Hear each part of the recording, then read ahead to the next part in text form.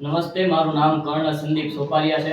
હું Pandit Deendayal energy university ગાંધીનગરથી આવું છું.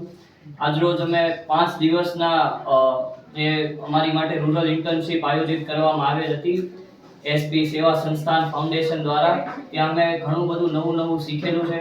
કેમ બાળકો સાથે વાત કરવી, કેમ આ ફાઉન્ડેશન બાળકોને ભણાવે છે અને કેમ વુમન એમ્પાવરમેન્ટને આગળ લાવે છે, તથા વુમન મેન્સ્યુરેશન જે બહુ જ ગંભીર એક કહેવાય છે કે લોકો માટે ગંભીર બહુ વિષય છે. એના માટે અમને મેમે પણ ભણાવ્યું, એસ્પેશિયલી છોકરાઓને અંદર રાખ્યા છે, એમને લોકોને બધાને સમજાવ્યું છે કે આ કેટલું સારું છે બધા માટે.